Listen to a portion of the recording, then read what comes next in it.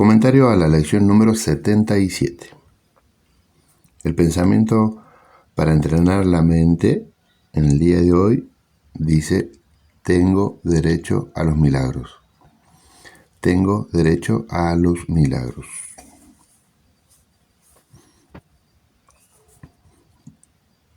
Ahí tratas de respirar profundo, de aquietarte. No te entusiasmas en vano, ni te deprimís en vano. El pensamiento, la expresión, la afirmación tengo derecho a los milagros, atende bien, es el simple reconocimiento de un hecho absolutamente simple. Tener derecho a los milagros es el simple reconocimiento de un hecho absolutamente simple. No le des connotaciones ni interpretaciones a la palabra derecho, ni a los milagros, ni a la palabra milagros. El milagro es algo que se va descubriendo y, por supuesto, se va descubriendo en el sentido de que de alguna manera parece inevitable tener un presignificado de la palabra milagro y asociarlo a una especie de magia, alguna especie de fortuna extraordinaria que solo le suceden a otros. Eso es, ¿no?, puro especialismo. Especial es el que lo tiene, víctima el que no lo tiene. Y la palabra derecho es simplemente la conexión, la asociación. Sí, está ese puente, está ahí. No es algo que tenga que ver con el merecimiento o con la falta de derecho como un castigo de no tenerlo. Acá le estamos diciendo a la mente que recuerde quién es y por ende lo que le corresponde. Es el recuerdo o el recuerdo, el redespertar de la mente observándose a sí misma. Y sabe que hay otra manera totalmente más amplia, por decirlo con alguna palabrita, que la perspectiva que tiene el ego sobre sí mismo y sobre la realidad. La perspectiva del ego sobre sí mismo, sobre uno, y sobre la realidad es absolutamente estrecha, limitada, estructurada, lineal, meramente conceptual. Los márgenes de esa perspectiva están dados por lo que cree. Está dado por lo que cree. O sea, la creencia forma su propio límite, es un cauce. No se puede salir de la creencia.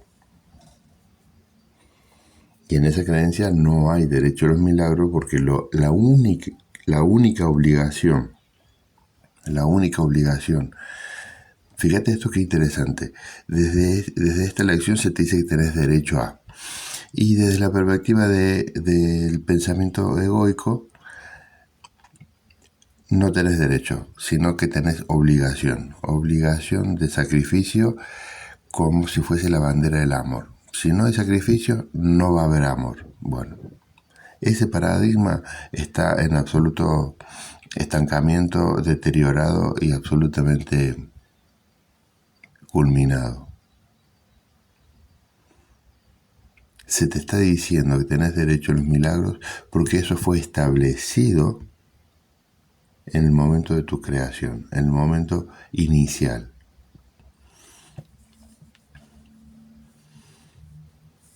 Y el milagro, propiamente hablando, son esos pequeños, micro y poderosísimos instantes santos, instantes de luz, que van de alguna manera haciéndote revivir, resentir un estado de amor, un estado de dicha, un estado de compleción, un estado de no carencia, un estado de no juicio, que es la evidencia exacta y necesaria para saber que hay mucho más que un cuerpo en una línea de tiempo, mucho más. El capítulo 1 de del texto vas a encontrar el significado de los milagros y los principios de los milagros. El capítulo 1 se llama el significado de los milagros y contiene en ese capítulo una enumeración de los principios, es decir, de las bases, para comprender de qué se trata el milagro que un curso de milagros enseña. Muchas veces el milagro es que no pasa nada. Eso es un gran milagro considerando las tragedias que el pensamiento egoísta proyecta constantemente. Entonces el milagro va repitiéndose con un mensaje muy claro. El milagro te enseña que en última instancia el miedo no es real. Y todo milagro es la liberación del miedo en la mente de cada uno. Entonces tenés derecho, escucha que esto creo que es el resumen, con esto hubiera ahorrado todo. Tenés derecho a no sentirte obligado a tener miedo. Tenés derecho a sanar tu mente del miedo. El miedo no es una condición normal ni natural. Que sea tan abundante que lo consideremos normal, ok. Pero el padecimiento y el sufrimiento del miedo no es una imposición, no es una condena. Eso es lo que establece el pensamiento humano, que es el pensamiento egoísta. Y tenés derecho a salir de esa condena totalmente ileso, totalmente en paz y totalmente completo. Y digo completo porque después siguen por ahí dándose algunas reflexiones internas, y cuando en la lección de ayer veíamos que no nos gobiernan otras leyes que la de Dios, la frutillita del postre fue que en esa misma lección que no me gobiernan otras leyes que las de Dios, se estaba haciendo una corrección minuciosa, muy sutil, muy fina, casi imperceptible, con respecto a la creencia que sostiene la mente ego de que la pérdida es real. La pérdida se ha convertido, como otros conceptos, en una ley que te gobierna.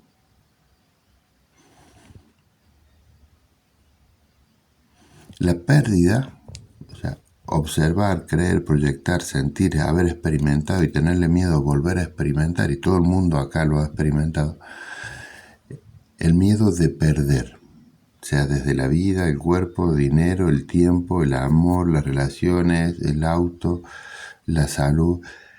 El miedo subyacente a perder, si lo empezás a observar, se ha convertido en la ley que gobierna la mente.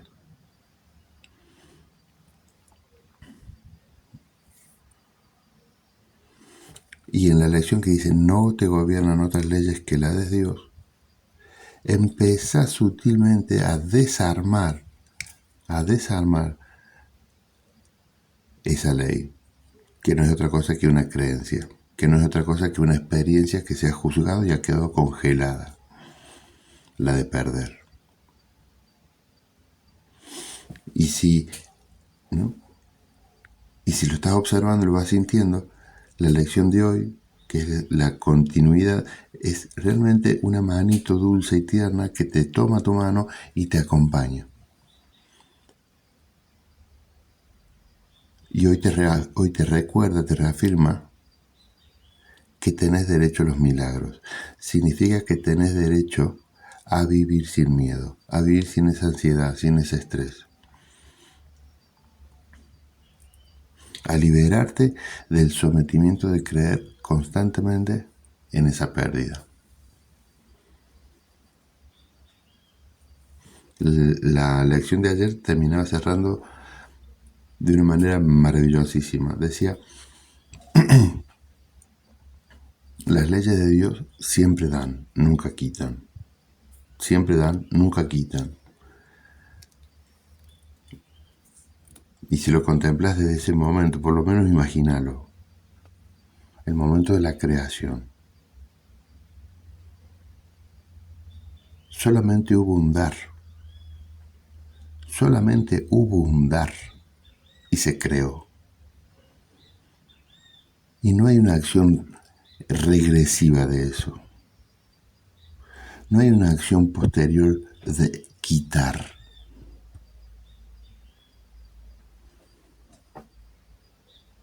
Solo hubo un dar y es lo único que existe. Un único dar.